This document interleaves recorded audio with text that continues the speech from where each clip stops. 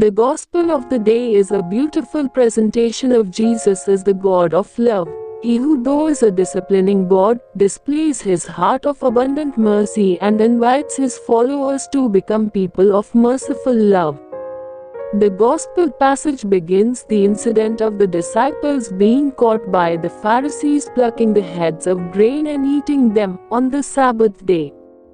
The Pharisees, who were the strict proponents and protectors of the law, found it a great offense when they found the disciples were doing an illegal and unlawful act as per their Sabbath prescriptions. Therefore they accused, "Look, your disciples are doing what is not lawful to do on the Sabbath." But Jesus is quick to point out the folly that the Pharisees were falling into. The folly of being crime finders than being mercy givers.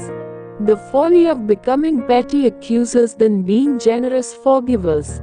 Jesus brings out two practical examples to show the duplicity and the unkind attitude of the Pharisees. David's grave violation of the Sabbath was acceptable, whereas the disciples' minor act was condemned. David unlawfully ate of the tabernacle showbread, which was reserved only for the priests. But this not lawful act of David was not condemned. The disciples, on the other, actually did not break the law. The Hebrew law had made provision for those in need to eat when they passed through a field of grain. But over the years, the tradition had evolved a series of violations that were considered violations of the Sabbath law. One of these violations was plucking and eating the grain that the disciples did. However, this act was most certainly not for commercial gain, as envisaged by the law. Therefore, in reality, the disciples had not really done anything unlawful. Yet, they were condemned. The daily duty of the priests on the Sabbath was considered as being normal, whereas the exceptional act of the disciples to satisfy the basic human need of hunger was considered aberrant.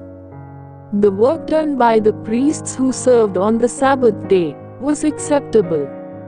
However, the action done by the disciples was considered violation of the law.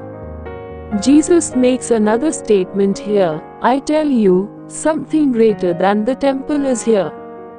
What was Jesus, in fact, also saying? You permit the priests of human-made temples to work, but you do not allow the disciples of the living temple to work. Is that not showing your duplicity on one side, and your lack of knowledge of the Messiah on the other?